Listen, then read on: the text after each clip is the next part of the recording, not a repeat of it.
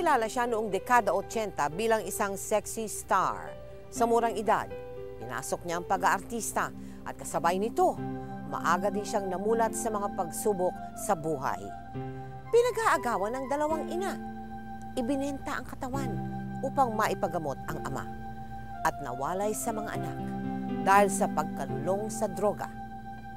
Mga kaibigan, samahan niyo po akong tunghayan ang madamdaming kwento ng buhay ni Josephine Sylvia Abenojar na mas kilala natin sa pangalang Olivia Ortiz. Pagkatapos kong pinalaki itong batang to, ha? At ngayon kumikita na siya, ngayon mo siya babawiin sa akin? Hindi naman dahil sa pera kaya namin babawiin ang anak namin. Masyado mo kasi siyang pinagmamalupitan. At isa pa, kung pera din lang ang pag-uusapan natin, aba, mas may karapatan naman kami dahil kami ang tunay niyang magulang. O sige, ganun ang gusto mo mangyari? Pues bayaran mo muna lahat ng utang mo sa akin dahil sa pagpapalaki sa kanya. Dahil ang batang to, kahit pa mag-artista siya buong buhay niya, hindi niya mababayaran lahat ng utang niya sa akin. Tama na nga! Huwag niyo akong gamitin! Anong gamitin? Hindi ako bagay na pwede niyong pagkakitaan para lang mapasarap ang buhay niyo! Anong sinabi mo? Walang hiya ka! Tama na yan! Dahil sa akin, hindi pa lang ko sa kapupulutin ngayon! Tigilan mo yan! Sana ka na lang ang bata ka! Ano ba? Ka na! Tama na! Sana nga pinatay niyo na lang ako! Para hindi ko dinadanas to! Ayoko na! Hindi niyo na ako mapapakinabangan dahil ayoko na mag-artista! Anak, saan ka pupunta, anak? Anak! Sige! Lumayas ka! Wala kang utang na loob! Layas! Lumayas ka! Hindi na kita kailangan! Walang utang na loob! Ang sakit, alam mo ba yun? Dalawang ang nanay mo, hindi naman anak ang turing sa'yo.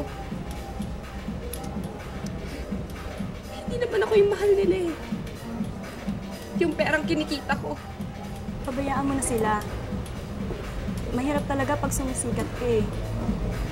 Mas dumaraming ka mag-anak mo. Mas dumarami ang mga taong gustong lumapit sa'yo. Miski ba kadungo mo. Minsan nga, mas makakaramdam ka pa ng pagmamalasakit sa mga taong kakakilala mo pa lang.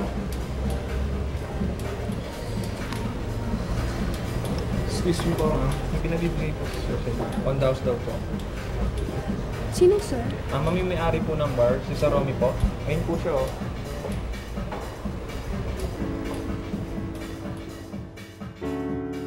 Hindi nagtagal, naging magkasintahan sina Olivia at Romy hanggang sa maging seryoso ang kanilang relasyon. Subalit tila malupit ang tadhana para kay Olivia. Romy, ayoko na ng ganito. Hindi ba pwede magpakasal na tayo? Gusto mo na magpakasal? Ang bata mo pa. Tsaka paano na yung pag-artista mo kung sakali? Ayoko na mag-artista. Tsaka andito ka naman eh. Di ba ang sabi mo alagaan mo ko? Olivia, inaalagaan naman kita kahit hindi tayo kasal, di ba? Tsaka alam mo, ikaw lang naman ang buhay ko eh. Pero iba pa rin pag-asawa mo ako. Bakit ba ayaw mo? Romy, lumabas ka na ngayon din. Kung hindi mo na makikita kami ng mga anak mo. Binabalaan kita, Romy, pag hindi ka lumabas ngayon. Aalis kami ng mga anak mo. Hindi mo na kami makikita. Lumabas ka dyan. Hindi. Romy, ano yun? Romy! Walang iya ka. Lumabas ka dyan. Kundi tatawag ako ng pulis ngayon din. Hay! Ikaw, Starlet! Ipapakulong kita, akala mo? Ipapakulong talaga kita. Hindi kita patatahimikin. Romy, sino yun? Totoo ba yung sinasabi niya? Romy! Romy! Bagamat pamilyado ng tao si Romy, nagpatuloy pa rin si Olivia sa pakikipagrelasyon dito.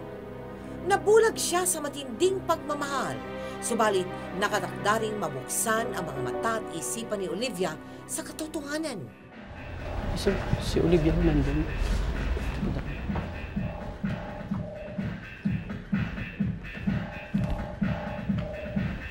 Olivia, anong ginagawa mo dito? Di ba sinabi ko sa'yo huwag ka pupunta dito? Tatawagan na lang kita pag magkikita tayo. Tagal mo tumawag eh. Olivia, marami akong ginagawa. Hindi lang naman ikaw ang buhay ko. Romy, buntis ako.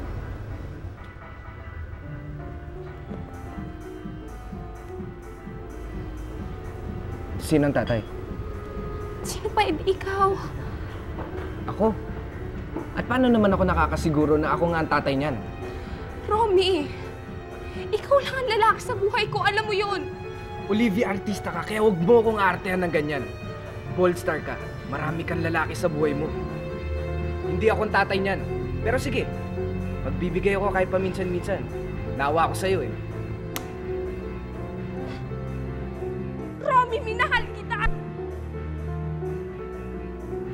Pinagpalit ko ang pamilya ko, ang karir ko, pati prinsipyo ko para sa'yo. Tapos ngayon tatalikuran mo ko? Wala kang karapatang maging ama na magiging anak natin. Salamat na lang sa awa mo. Dahil sa pagbubuntis, natigil sa pag-aartista si Olivia. Ito na rin ang naghudyat ng pagtatapos ng karir niya sa showbiz upang masuportahan ang anak. Puno man ng kahihiyan, nagtrabaho sa isang club si Olivia bilang isang GRO. Mare, yan si Olivia artista, diba? Anong ginagawa niya dito? Laos na eh. Dito ang baksak sa club. Ganon. Yan kasi, puro kalandian at pagmamayaman ginagawa. Di pa sumisikat, bagsak na. Starlet pa. Pokpok lang din palang kalalabas. Ay, nako, pokpok.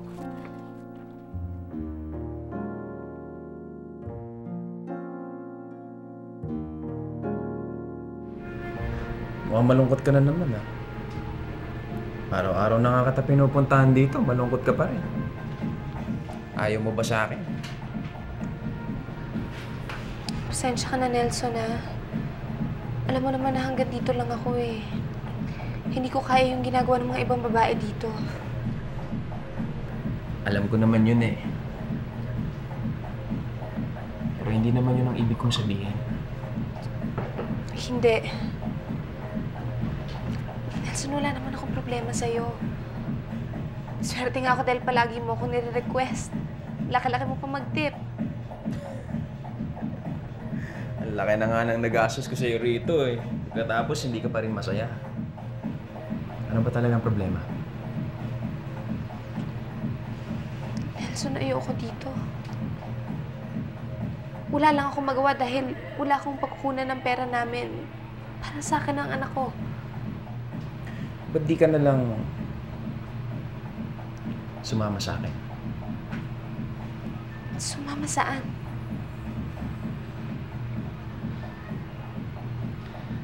Sa akin. Kayong dalawa ng anak mo. Akong bahala sa inyo. Bubuhayin ko kayo. Totoo ba sinasabi mo? Tatanggapin mo kahit dito lang ako nanggaling? Hindi lang kita tinatanggap. Minamahal pa kita, Olivia. Nagsama na nga sa iisang bubong sina Olivia at Nelson. Subalit isang malaking pagkakamali at mas malaking pagsubok ang pagsama ni Olivia sa lalaking ito. Saan ka galing kahapon, ha? Aray, nasasaktan Tumawag ako dito, wala ka! Sinong kinatakbo mo? Nag-grocery lang ako. Alam mo naman yun, di ba? Dinadahilan mo pa ang grocery? May lalaki ka, no? Bakit ba dapat kilos ko, alam mo? Nelson, buntis ako. Ano gagawin ko sa lalaki? Wala akong lalaki. Ako bang tatay niyan? Bakit? Sinong kinalandian mong lalaki at binuntis ka? Simula nang magsama tayo, naging matapat ako sa'yo. Hindi kita niloko. Trabaho mo ang manloko at mamera ng mga lalaki. Ang dating GRO, laging GRO! Hindi mo na matatanggal yan. Ganyan ba ang tingin mo sa akin? Akala ko ba tanggap mo ako? Pwes, tigilan mo mga kalokohan mo. Hindi nga kita niloloko! Mabuti pa para makasiguro ako. Ikukulong ko na lang kayo dito sa bahay. Nelson, paano kung may mangyari sa aming masama dito? Nelson! Hindi! Nelson! Nelson! Malandi ka! Nelson! Nelson, pakawalan mo kami! Huwag mo naman kami iwan dito ng anak ko! Mabulo kayo dyan! Nelson, nagmamakaawa! Mabulo kayo dyan! Nelson! Nelson, huwag mo kami iwan! Nelson!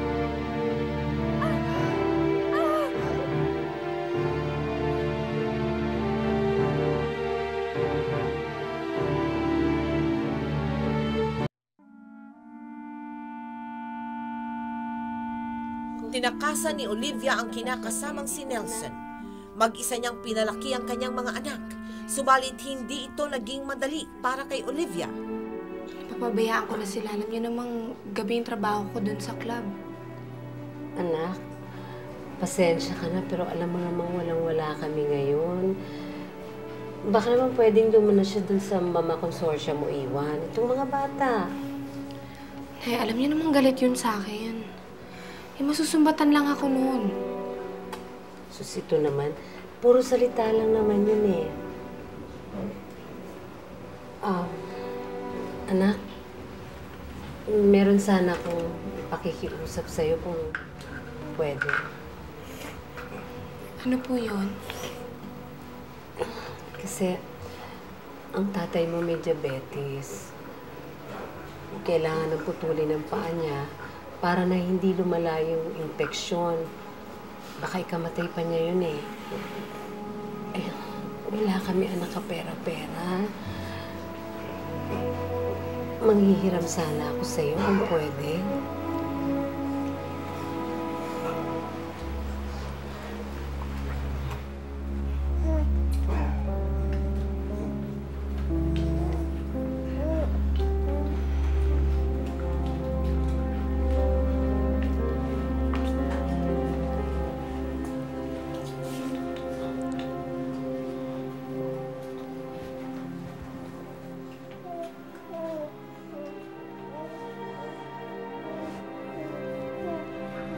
Ano, anak? Mapagbibigyan mo ba kami? Nay, walang-wala rin ako. Pero gagawa ko ng paraan.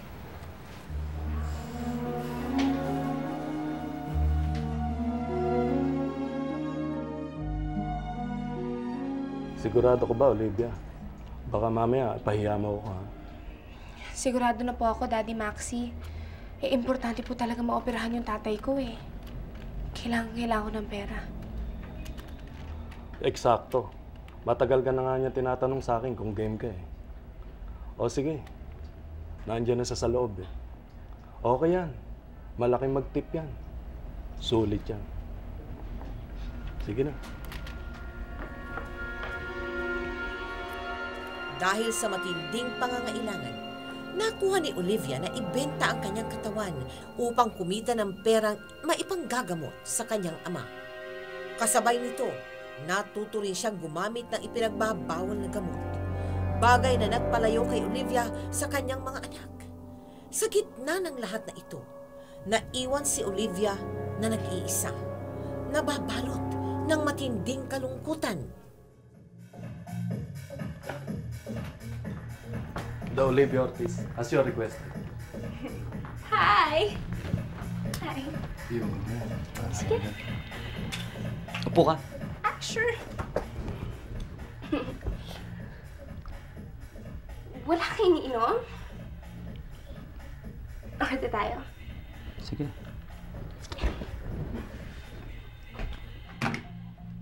Ano nga pala, scotch ako, isang bote. Ikaw?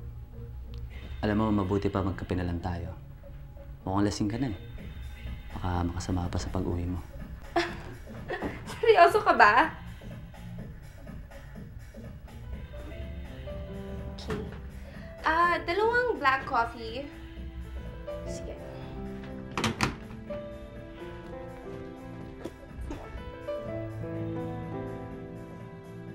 May May kakaibang naramdaman si Olivia para kay Ruben dahil sa pagmamalasakit nito sa kanya.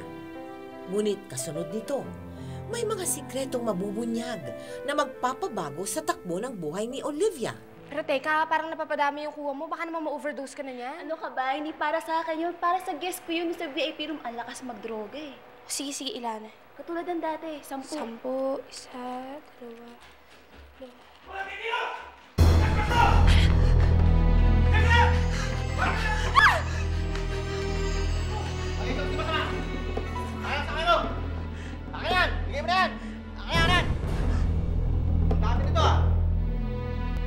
Boss, hindi naman sa akin yan eh. Pinatago lang yun sa akin. Huwag ka na magmangmangan pa. Mabubulong kasi bilangguan. Madalang natin surveillance sa amin. Sige, kunin yan! Huwag po! Hindi naman po yan sa akin! Mahawa kayo sa akin! Huwag po! Aray! Lumabas na kayo. Ako nang bahala dyan. Sir, sir. Kaya na!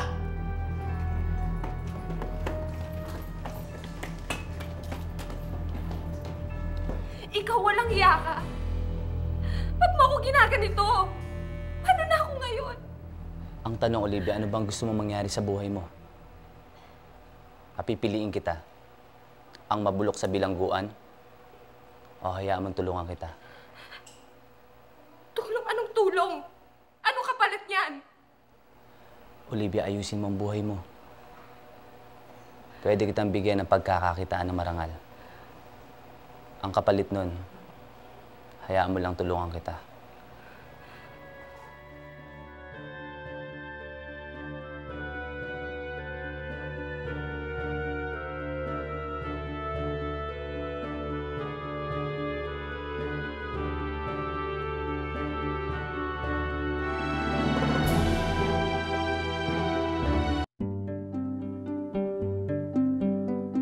Pinatotohanan ni Ruben ang pangako niya kay Olivia. Tinulungan niya itong makapagbagong buhay. Iniwan na ni Olivia ang dating trabaho at sa tulong ni Ruben, nakapagtayo si Olivia ng isang itikan sa Laguna. Ay, salamat po ah. Kailan po kayo babalik ulit? Naku, Olivia, huwag kang mag-alala. Babalik ulit ako. At kailangan, pagbalik ko, may diskwento na ako ha. At ang laki na nitong itikan mo ha. Di ba ako pa ang una naging customer mo? Sige po, hindi ko po kakalimutan yan. Pagbalik niyo po, meron na po kayong diskwento. Paano? Mauna na ako, Sige Olivia ha? Sige po. Salamat.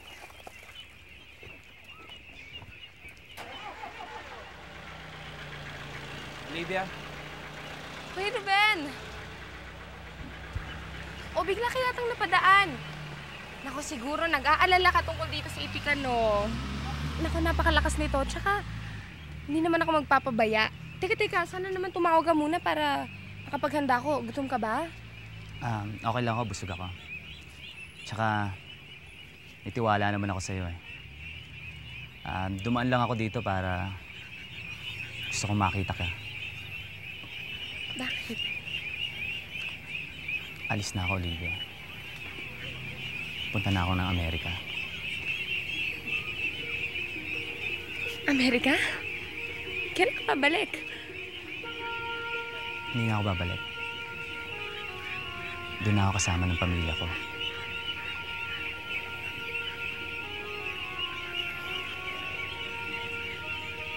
Matagal na nila ako hinihintay doon.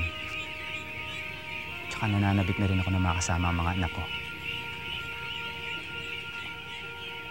Pero huwag ka mag-alala. Sa'yo na itong itikan. Alagaan mo, ha? Ito lang naman ang tanging may bibigay ko para sa'yo.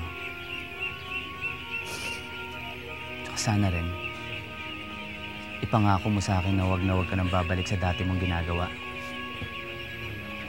Dahil pag nangyari yun, ako ang unang tao masasaktan para sa'yo.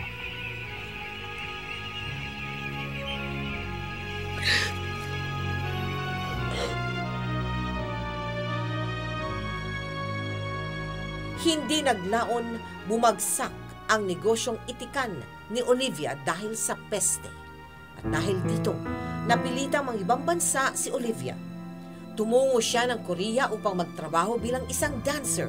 Subalit hanggang sa ibang bansa, tila nakabuntot sa kanya ang kamalasan. Ma'am, Pinapatawag niyo daw po kami. Hindi mo ba alam na uuwi na kayo? Ha? Ba't po kami uuwi? Hindi pa nga po tapos na aming kontrata. Oo nga po, tsaka wala pa po kung naiipon miski 5. Ano po ba problema? Alam na rito na buntis yung 2 mong kasama. Ano? Buntis kayo? Sorry Grupo kayo, di ba? Kaya kailangan mo na rin umuwi. Ma'am, hindi pa po ako pwedeng umuwi. Kailangan ko pa po magtrabaho, tsaka wala po ako may pangtutusto sa mga anak ko. Yung mga kasama mong sisihin mo, saksakan ng lalandi kasi, no? Pero kung gusto mo talaga, nangangailangan ng singer yung banda dito sa bar, ba't di ka mag-audition? Baka sakali. Teka, marunong ka ba kumanta? Opo, ma'am, marunong po ako. Good.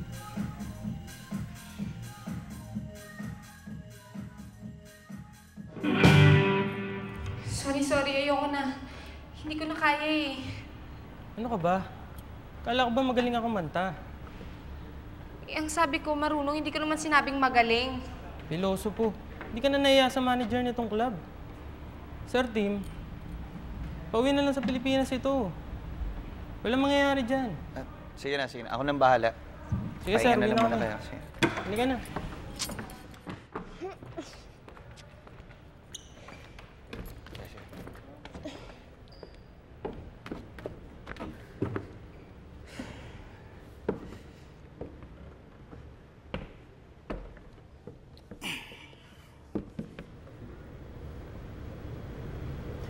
Alam mo, Olivia, meron kang potential para maging singer. Sir, naiinis naman kayo eh. Nakita niyo na nga nag-walk out yung buong banda dahil sa akin. Maniwala ka sa akin. Tutulungan kita maging mahusay na singer. Pinaturuang kumanta ni Tim si Olivia. Hindi nagtagal. Nahasa si Olivia sa pag-awit hanggang sa naging regular singer na siya sa naturang bar. Kasabay nito, isang pag-iibigan ang namumuo sa pagitan nilang dalawa. Subalit, sa kasamaang palad, magiging maaga ang kanilang paghiwalay.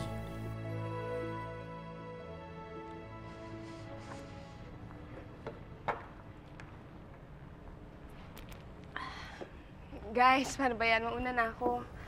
Balik na ako ng Pinas. Tim, maraming salamat Maraming salamat. Kung hindi dahil sa'yo, hindi ko alam kung saan ako pupulutin. Alam mo, pasensya ka na. Sinubukan ko talagang ipa-extend yung kontrata mo dito, pero talagang maigpit ngayon sa embassy. Pasensya ka na. Sobra na nga yung ginawa mo para sa akin. Tama na yun. At isa pa, namimiss ko na rin yung mga anak ko. Huwag kang mag-alala. Susunod ako sa Pilipinas para mas maalagaan kita doon. Ay, nako. Alam mo, hindi ko na mabilang kung ilang beses sinabi yan sa akin. Hindi na ako maasa sa ganyan. Pero Tim, gusto kong malaman mo, wala akong pinagsisisihan sa lahat ng pinagsamahan natin dito. Huwag kang magsalita ng ganyan. Hindi pa dito natatapos ang lahat. Sige na nga. Basta mag-iingat ka palagi, ha? Yung sakit mo sa puso, yung mga gamot mo palagi mong inumin, aalagaan mo sarili mo. Baka lumala pa yan.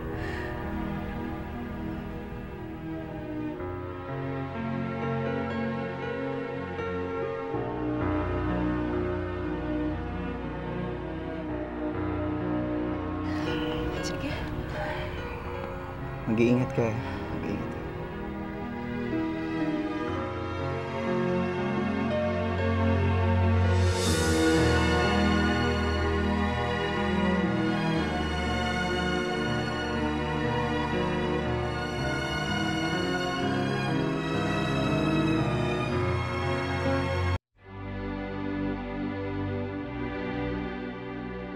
Pagdating sa Pilipinas, nagtrabaho si Olivia bilang singer sa iba't ibang bar.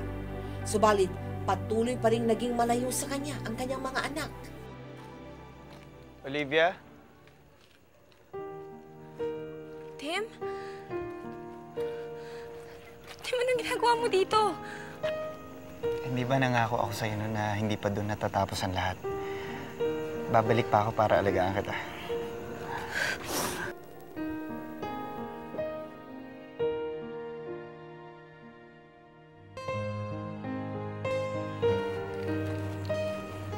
Olivia, mahal na mahal kita. Hindi ko kayang mabuhay nang wala ka.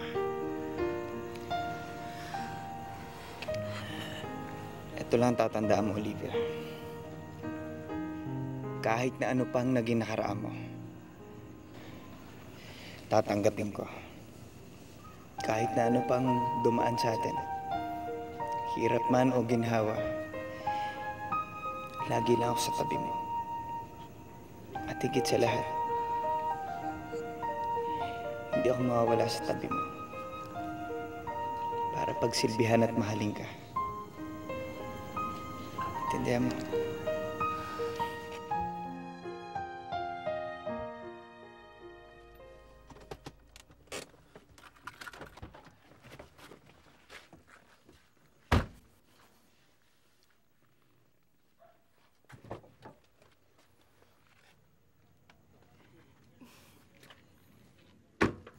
Tim, ano tong lugar na to? Tsaka ba't mo ka dinala dito?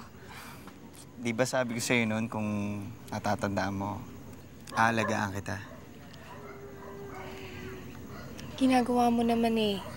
Tsaka wala na ako hilingan pa sa'yo. Kulang pa yun, Olivia. Alam mo, masabi ko lang na naalagaan na kita at ang pamilya natin kapag nabigyan na kita ng bahay na matitirahan. Nakikita mo ba yung bahay na yan?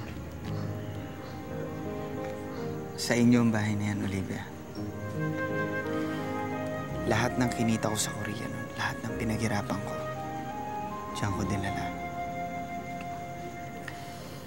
Pag natapos na yung bahay na yan, kahit na anong mangyari, okay na. Dahil meron ka ng bahay na mauuwian, meron ka na rin tahanan na maituturing. Hindi nang tanda ng pagmamahal ko sa'yo. Sa suporta at pagmamahal ni Tim, naituwid ang kanyang buhay. Muli silang nagkasama-sama ng kanyang mga anak sa sarili nilang tahanan. Tila isang panaginip ang lahat para kay Olivia, hanggang sa dumating ang isang bangungot. Hi! Ay, napanood kita kanina. Ang ganda ng performance mo. Mukhang inspired na inspired ka. Bakit? Lagi naman maganda set ko ah. Tsaka inspired ako kasi andyan ka. Binola mo pa ako. Huwag sabihin mo, nandiyan kasi yung customer mo na malakas mag-tip pag nagre-request, di ba? Teka. Oo. Nagsiselos ka ba? Sandali, ba't naman ako magsiselos? Eh, alam ko namang patay na patay ka sa akin. Buti, alam mo. Halika na, uwi na tayo. Sige. Tim? Tim! Tim, bakit? Tim!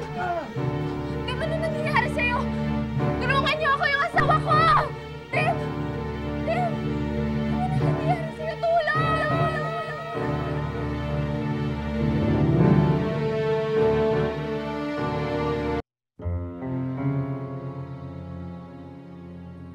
Inatake si Tim ng kanyang sakit sa puso. Matagal siyang namalagi sa ospital dahil na rin sa paglala ng kanyang kalagayan. Ngunit ni minsan, hindi na umalis si Olivia sa tabi ng kanyang asawa. Sabi nga pala ng doktor, kailangan mo daw maoperahan para gumaling ka. Ibebenta ko na lang muna yung bahay na pinagawa mo para sa akin. Huwag kang gagawin yan. Huwag kang gagawin yan. Tim, gusto mo na bang mamatay? Alam mo, Olivia, pag ginawa mo yan, hindi lang ako mawawala siya. Pati yung tanda ng pagmamahal ko siya, mawawala rin yan. Ayaw mo na yun. Alam mo, hindi ko na kailangan ng operasyon kung talagang ganun. Oo, ano. Tim, hindi maaari. Hindi.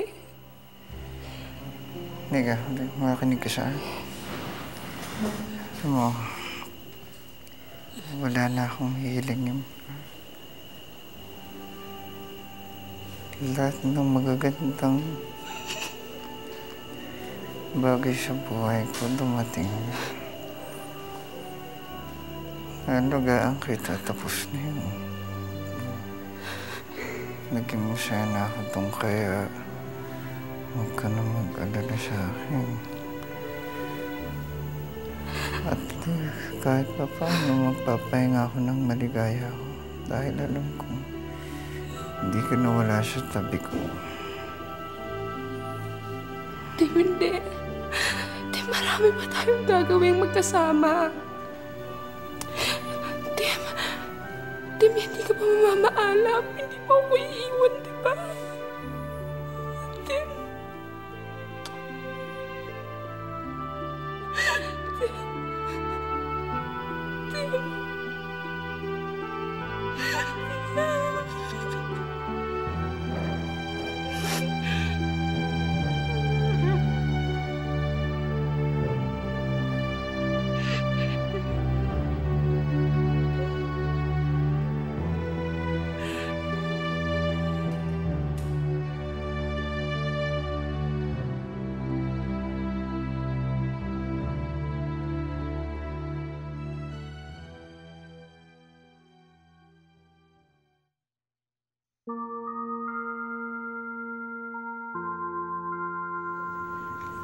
Sa inyong bahay na yan, Olivia.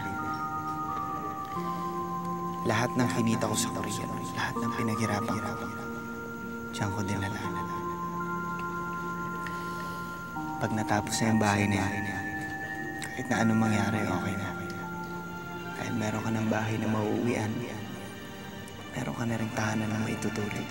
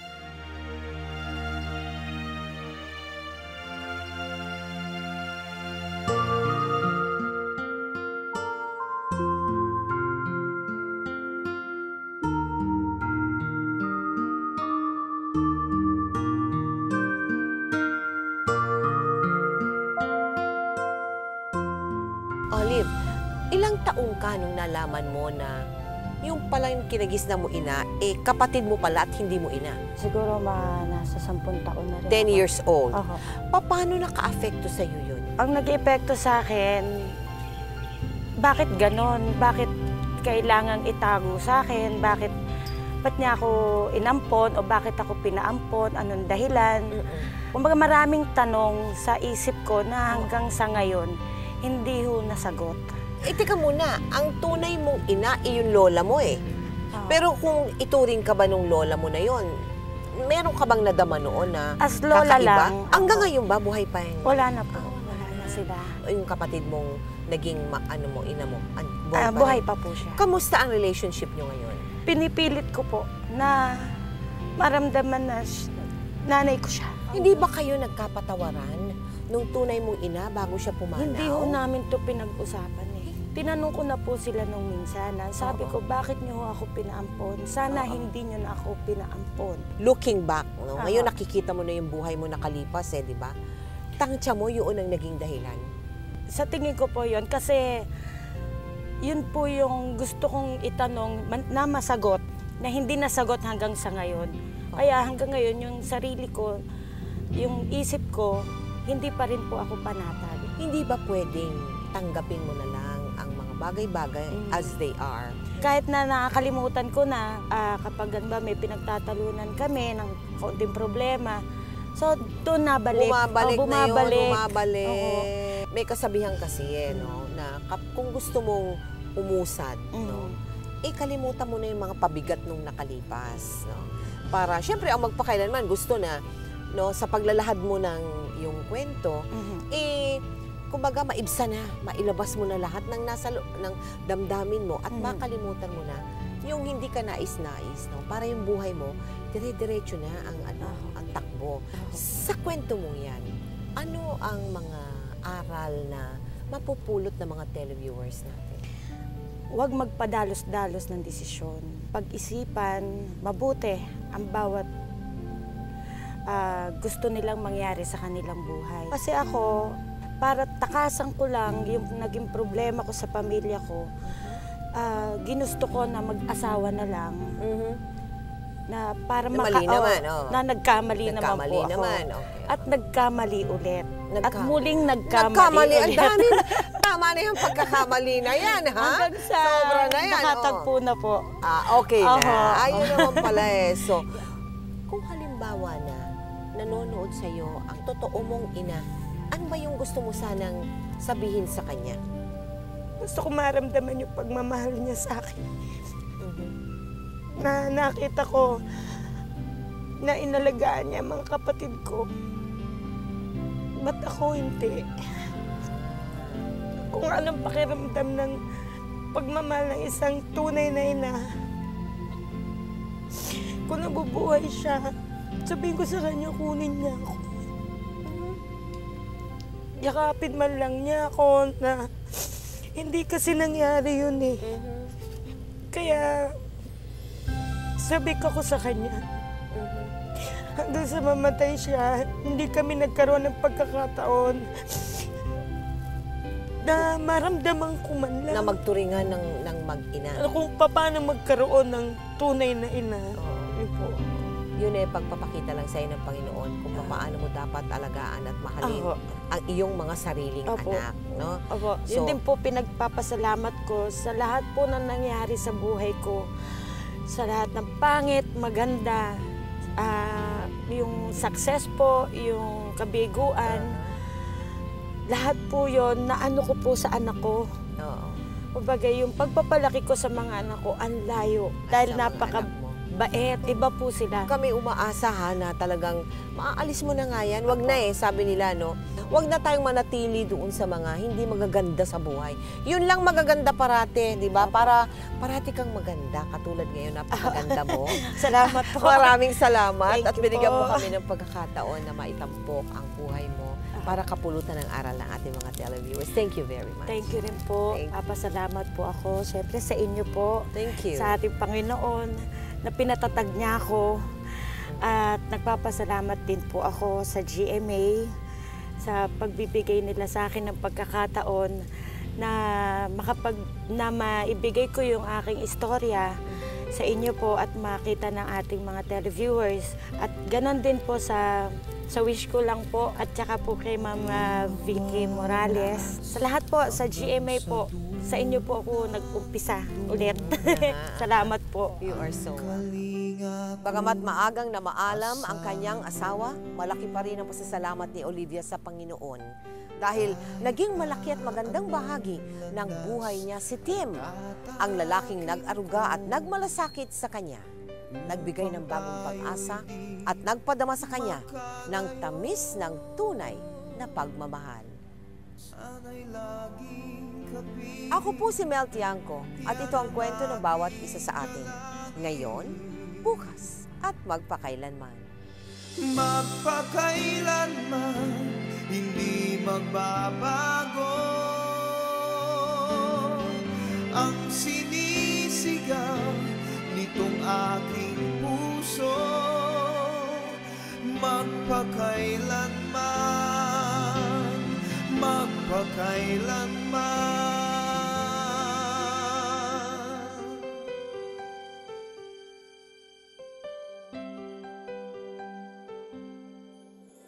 Sa tuwing kinakailangan mo'y narito ako, handang dumamay sa iyong lingkod.